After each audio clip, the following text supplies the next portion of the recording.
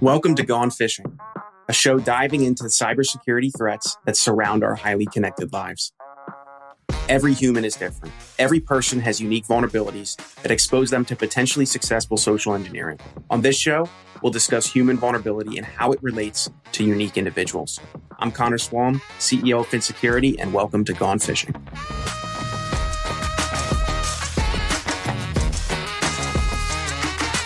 Hey everyone, join me in welcoming Kyle Spooner aboard for another episode of Gone Phishign. We've been talking about MSPs, or managed services providers. We've been talking about MSP Technicians, and today we're going to talk about a subject. I don't want to say it's near and dear to your heart because I don't know if it is, but it's automation. Maybe it is near and dear to your heart. How are you doing, Kyle? I am doing extremely well, and I absolutely love automation.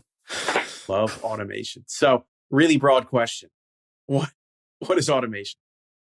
Automation is basically it's something that happens automatically based on a trigger or a function, like someone doing something. And it's just a set of repeatable tasks that the automation goes through each time and then completes.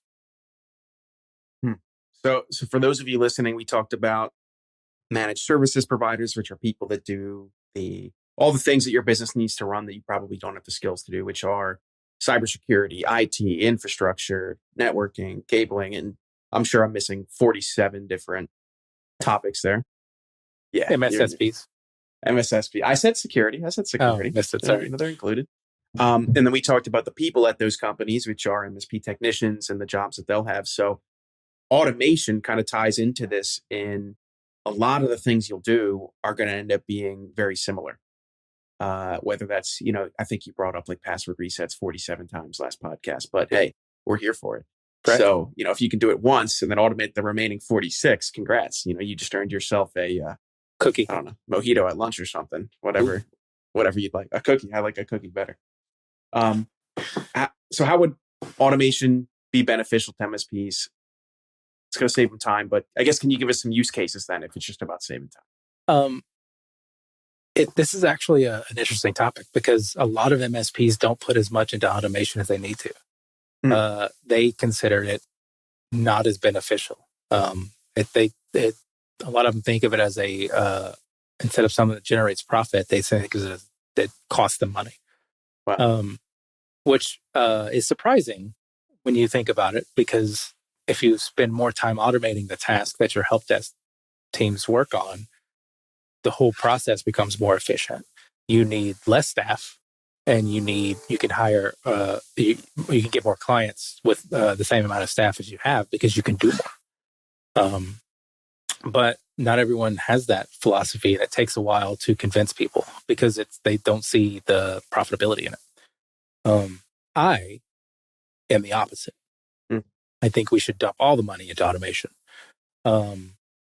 because you can do a lot that you don't necessarily know that you can do with automation. Like, for instance, you can do automated backup checks. What is that?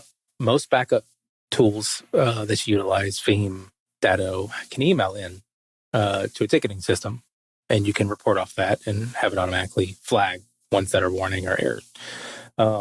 That's a type of automation. You can even go as far as to use APIs and log in to systems and say, this is the error, this is how to fix it, and then fix those errors depending on how much time you want to invest in that specific automation. You can automate tasks that are repeatable from the help desk, right? If you get a ticket like password resets, right? Or new user creations, right? That's a huge one. It's a pain in the butt to have to, because each client's got a slightly different user creation process, if they have one at all.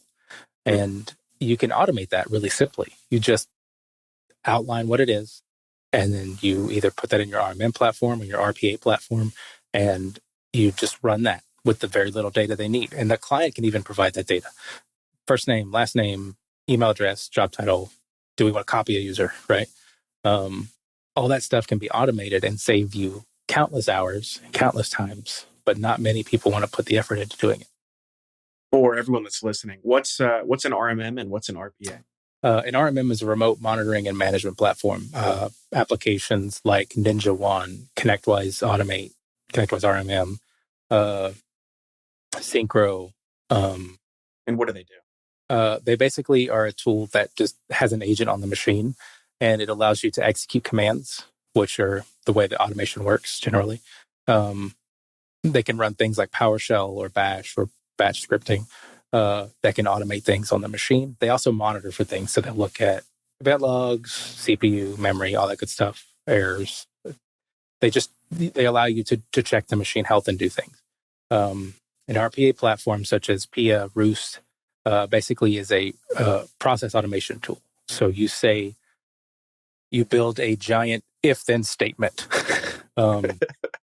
If this, then do this. And if this, then do this. And it's just a giant tree that you go through, and you can do things like, let me create this username in AD. And once that's successful, then you create the user email address and assign it this license. You purchase this license through Pax8 or wherever. And then you can just have it run through that whole process. And it's the same for 90% of the clients. And then those single clients, you then run that process and then kick off a new process for that individual client. And you adapt the changes.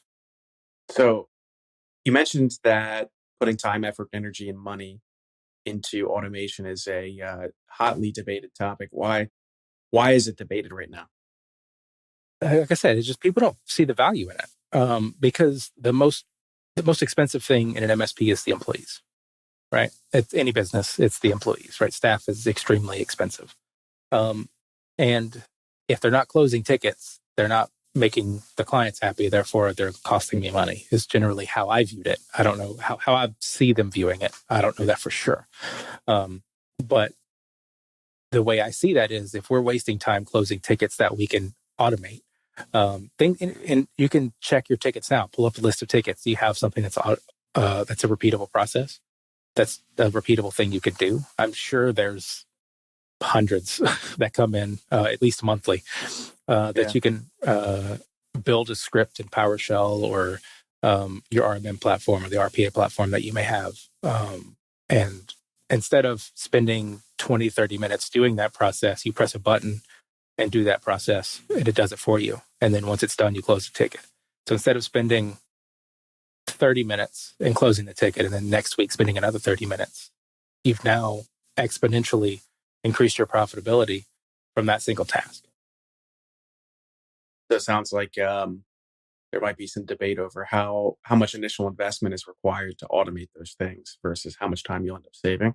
It's a lot. I don't want to fool anyone. You're spending hours troubleshooting and making sure your software development, develop DevOps, right? You're doing development work and making sure it works within the system and the environment that you're in. What are some areas that would be ripe for automation? And you can't. I'll take the easy ones away from you. Password resets. I'll take the easy one away from you. It's everything. Everything is technically a repeatable process. When someone calls, like the IT crowd, right? The very first intro to the show is, have you tried turning it off and on again? That's a repeatable process.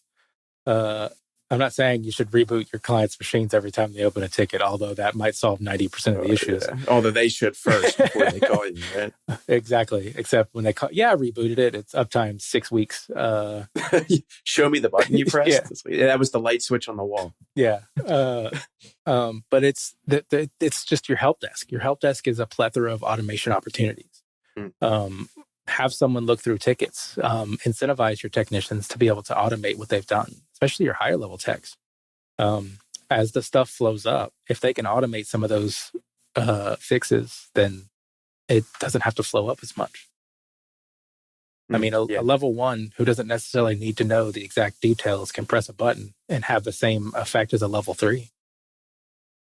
Or a level infinity tech, the mythical level infinity tech. Yep. Okay. Where should companies start? Starting with automation is picking out the tool set. You got to have a tool set that you're going to be familiar with, and you're going to have someone dedicated to. You can't half-ass it. Pardon the language. To you can't have someone part-time in the application and not being able, because you're not going to get the full utilization of that application. A lot of the RMM platforms, which are in use by most MSPs, are extremely cumbersome and complicated, and it takes an expert to deal with them. Even in automated patching, like a lot of RMMs will talk, that's one of their selling features. They'll automate patching for you, but that has to be set up. That has to be built. There has to be testing procedures. You don't want to just roll out patches. I mean, Microsoft's fantastic for patching, right? You never had a bad patch from Microsoft. It's never blue screened your terminal servers or taken down the entire infrastructure in one update. I've never seen that happen before. But I mean, you got to have a testing procedure, and someone's got to own that, and someone's got to be able to see that, recognize it, and not push those patches out when their testing doesn't work. Right? You gotta dive in, and you got to do it feet first, and then once that person's comfortable with the system, you start putting more people into it. That when I first got into this industry, that was one thing that surprised me, is there were companies that sold tools, and then there were entire industries built around being experts at those tools that weren't a part of the original company selling the tool, just to consult and do some of the work to help set it up correctly. Yeah. Like, I can't even imagine. I was a very bad software developer, which is why I am no longer a software developer at Fin. Smart. But it was smart for all of us, for sure. Yeah. I couldn't imagine how complicated something would have to get for like an external person to be a certified genius at a tool in order to help somebody else use it. Yeah, and there are consultants with all the RMMs out there you can hire, and you can even hire from the company themselves nowadays, but it's always it's a beast. All of them are. And it's a lot to put on half a person's shoulders at a minimum. Explains why managed service providers are needed. Is you're not going to have somebody in-house. Owner of a business can't really do that. If they're no. I mean, I think we're up to 5 or 6 people now in our proactive department. Wow. Yep. So I put you on the spot last time. I'll give you 3 more seconds while I finish the sentence. What is one piece of advice or one thing you'd like to say to anyone listening about what we talked about today? To join the community. It doesn't have to be MSP Geek. It doesn't have to be anything. Just join the community, connect, get to know people, ask questions, help people. Yeah. I can be the first to attest. The community is, if you're willing to help yourself, they're willing to help you. Most people, it's real life out there. Not everyone's going to be helpful. Not everyone's going to care for you or like you, but the overwhelming majority of everyone I've met so far was incredibly helpful. And if I was willing to put in effort, they were willing to match the energy. So it was really exciting to see. And conferences are always fun. Feels like you're getting together with a group of old friends most of the time. And it's just a great time.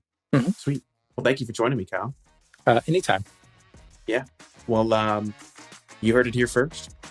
Join the community. I hope this isn't the first time you've heard that.